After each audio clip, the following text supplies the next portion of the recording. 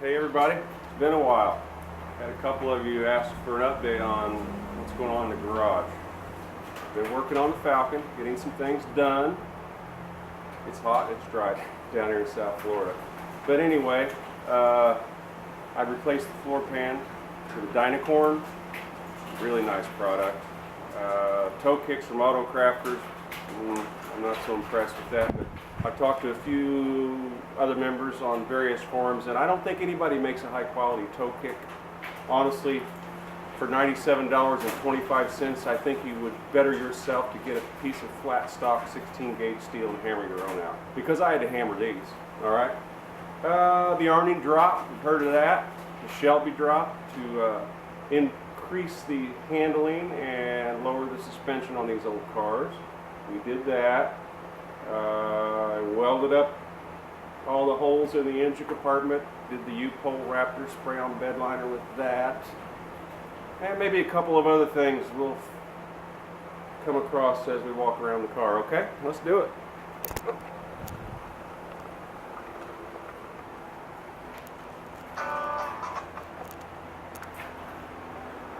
As I mentioned, this Dynacorn floor pan is really nice. I can't say enough about it. And it comes with, you know, the anchors for your seat belts. It comes with the seat supports, just like it did from the factory, okay?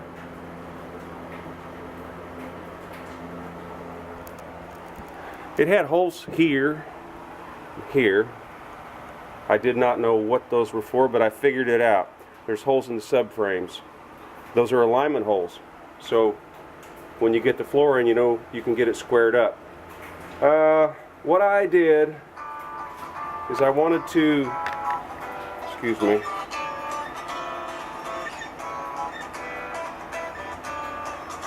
come on.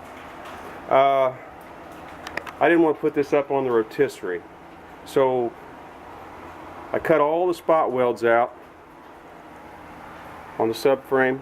Ground those all down, all the spot welds across the rear, and what I did was I laid the floor pan in and I traced everywhere I could, okay? And then I picked the floor pan up on each side and I drilled 3/16 holes from underneath for my plug welds. And when you get back here, there are spots that you cannot trace, so you have to measure and drill your holes accordingly. I found out that on the front end, on the subframe connectors, a 1/4-inch hole is okay. That way you can get in there and really get your puddle of steel rolling, and then just spin it on around and pick up the floor pan. Like I said, the toe kicks, they don't fit good at all. In fact, this is just a slit, and it's barely bent and shaped. So I would recommend you just make your own, okay? That was $220 shipped for those two toe kicks, and I have countless hours in them just to try to get them to fit into here. Took me 46.5 hours, okay? It's not an easy job, probably a two-man job, but I got it done. What I did on the sides here, I just stitch welded it. I cut the floor pans out here with a saw, and then I went and I chiseled all the rest of the steel off, ground all of the spot welds, and cleaned that up. And you can see here where there was a little bit of rot. I used a punch and flange tool and made a new piece there, a larger piece over on the other side. That punch and flange tool is neat. I mean, you could, it lays so nicely you can mud right over it and nobody ever knows from the underneath side. I welded all the holes up in the dash where someone had put 63 Futura trim. I didn't like that. I want to go back to the raw naked look. We're going to do that. Underneath, these things never got sprayed from the factory, so you ended up with a lot of surface rust on these old cars. I sanded and cleaned all that off and shot that just to clean things up, and well, it looked like this. And I'm going to do the same thing up here. Get all that off and get a nice sealed surface. The back, they had put the Futura trim on. I ground all these holes, or welded all these holes up. ground them off too. I left a couple. I'm going to use some LED lights for backup lights. I had rot here. I got a really nice deck lid, and I got some really nice doors. I had a lot of repair work that needed to be done on the doors. I got a really nice set of doors finally for it. What else? Give you some shots of the bed liner applied. Oh, I found another great use for the flange tool. I pinched the brake lines off, so all the brake pressure is still on here. Should take a lot less effort when it comes to bleeding the thing back out. I love this U-pole wrapper spray on bed liner. I just love this stuff.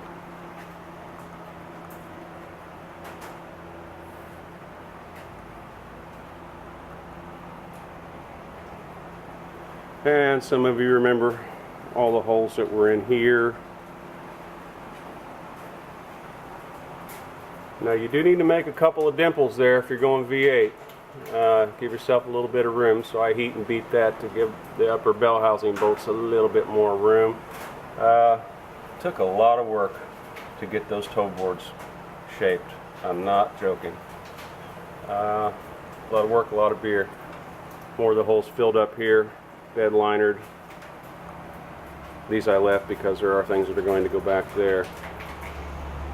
Simple piece of masking tape over your VIN numbers. That'll take care of that. The Arning drop, the Shelby drop, to correct the upper control arm geometry. You lower it 1 inch and you move it back 1/8 of an inch. I bought the template, I spent the money, I think it's well worth it. What I found out on these early cars is there's a piece of tin under here, and it wouldn't allow that, so it just unscrews. I unscrewed the tin out, I cleaned all this up, I seam sealed this. There are drain holes here. I don't see any reason to put that piece of tin back in, so I'm not. Another issue you're going to run into is not having enough room for a grease fitting. So when I put it back together and I did the preliminary alignment, I drilled some relief holes so you can get in from the engine compartment side and plug it. I think that about wraps up what I've got done for now. It doesn't seem like a whole lot in 3 months, but it sure as heck has been a lot of labor. I don't think there's really anything else we need to talk about today. Okay? I'll try to get some more done. I want to share with you what I'm going to do to this 8.8 rear end to move it back. I'm going to make some brackets for that.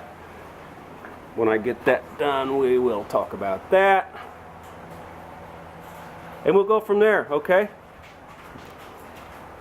But just look how nice it is when you put a whole floor pan in. I mean, I hope it's focusing. I get subframe connectors there, but I mean, it just looks like a brand new car underneath.